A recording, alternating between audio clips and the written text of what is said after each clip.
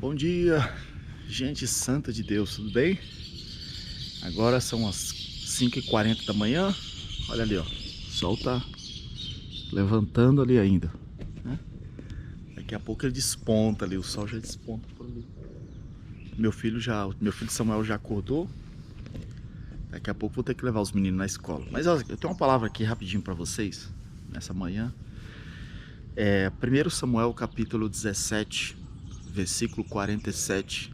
A palavra do Senhor diz assim: que o Senhor não salva com espada ou com lança, porque do Senhor é a guerra. E Davi, olhando para Golias, ele diz: e o Senhor te entregará nas minhas mãos. Que palavra forte, né? Poderosa. E se você for pensar um pouco naquele quadro, Davi, Golias, né? Aliás, Golias dando medo. Tava dando medo no exército de Israel. Até Saul tava lá com medo, né? E tava todo mundo com medo de Golias. Todo mundo tinha sua espada, todo mundo tinha sua lança, todo mundo tinha seu escudo. As pessoas tinham seu treinamento, mas as pessoas estavam com medo. Aí chega um garoto que cuidava de ovelha. Só que tinha uma diferença. E eu vou aqui já entrar no ponto. Davi, ele tinha a palavra de Deus. Davi, ele tinha a orientação do Senhor. O Senhor havia dito a Davi que ele seria rei de Israel. E aí entrou a experiência também, sabe?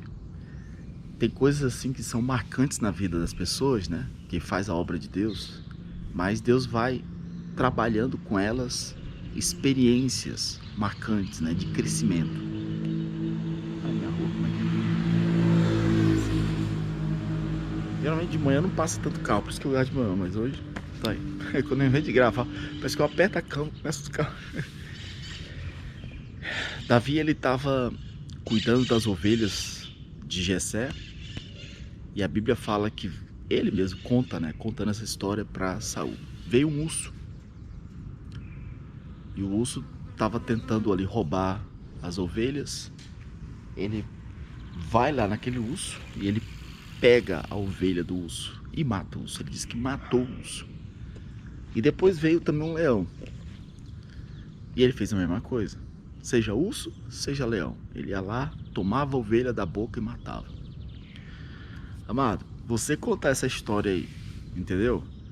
Você contar essa história aí pro pessoal ficar vendo e olha, você é o cara, você é o... Entendeu?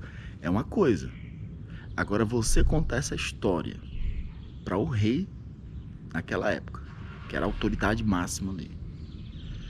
E como uma forma de fazer o rei acreditar que você vai fazer alguma coisa em relação àquele guerreiro, que era Golias, é outra conversa. O que Davi estava tentando fazer era animar o ânimo de Saul para permitir Davi ir brigar contra Golias. Olha só a situação. Pegaram o capacete, colocaram nele, couraça, espada, tá.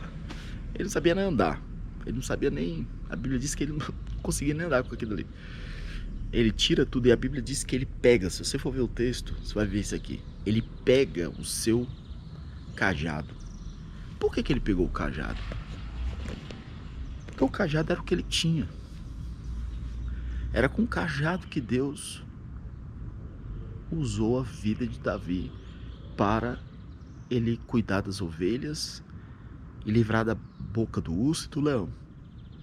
Ele pega o cajado, ele pega a funda e ele pega o embornal. Era dessas três coisas que ele tinha. Com essas três coisas, Deus tinha dado vitória para ele. O cajado, a funda e o embornal. Era isso que ele tinha. E ele vai pegar essas três coisas. Parecia assim um negócio assim, né? Ontem eu tava com meu irmão, posso até deixar uma foto aqui com ele. Uma foto dele aqui. Tá aqui. Nós estamos aqui em frente da igreja.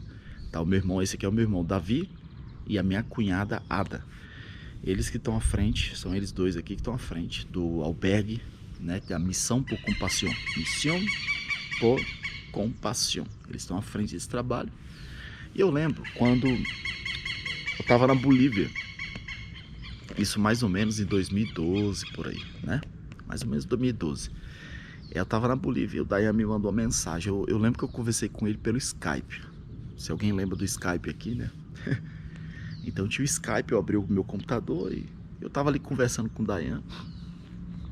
E eu falei, e o Dayan olhou para mim e falou assim: Peniel, Deus tá me enviando para Santa Rosa, pra gente fazer a obra de Deus lá. E ele tava aqui nessa fronteira e Deus estava enviando para Santa Rosa. Santa Rosa é uma cidade que tá 200 km para dentro do Paraguai, lá para dentro. Na época, irmão, era uma cidadezinha pequenininha, tá? Pequenininha. O que despontava Santa Rosa é porque tinha uma colônia menonita perto, assim, mas não tinha nada que chamasse atenção. Não era um negócio assim, sei nem porquê. Não era nada que falasse assim, você vai pra Santa Rosa, alguma estratégia. Não chamava atenção. E aí eu fiz uma pergunta pro Dayan. Eu falei assim pra ele: Dayan, quanto é que você tem de dinheiro pra você? Aí o Dayan pegou assim a carteira dele, abriu a carteira. Faz brincadeira. Aí ele olhou: R$2. Eu tenho R$2.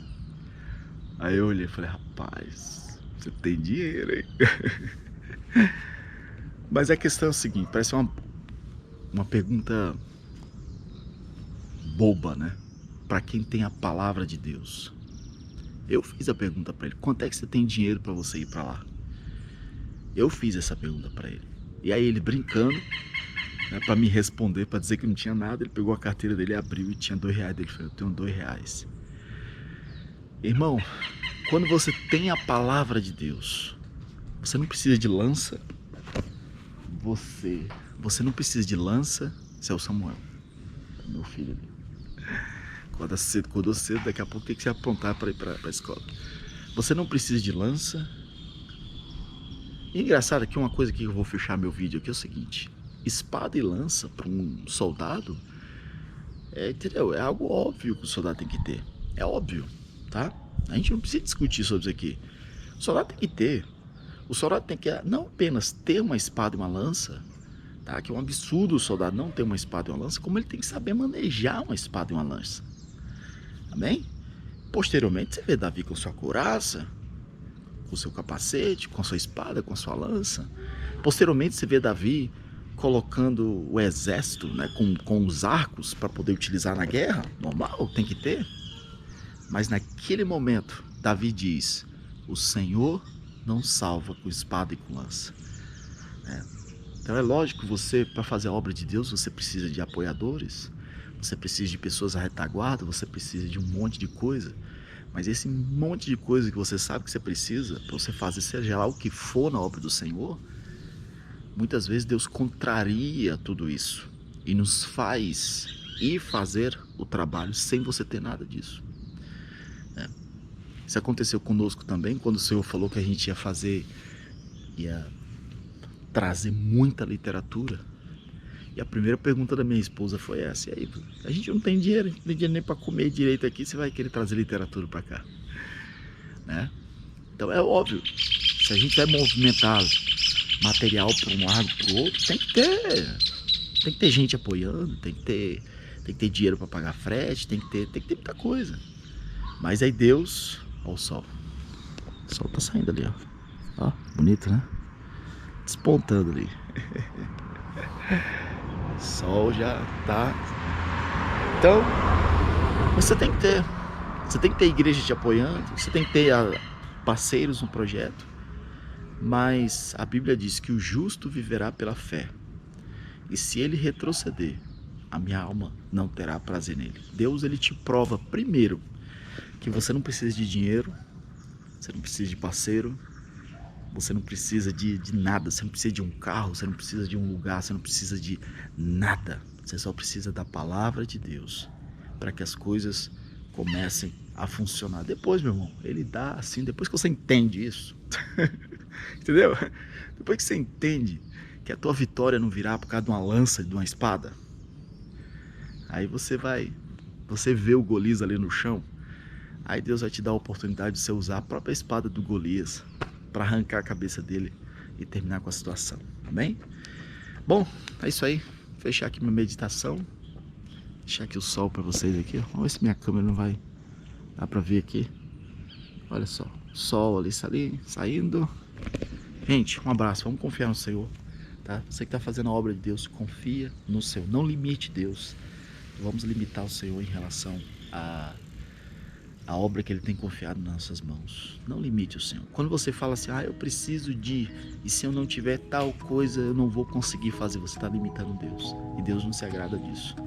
Deus, Ele pode te dar isso 10 vezes mais. Mas confie primeiro no Senhor, que é a vitória dele. Um abraço, Deus abençoe.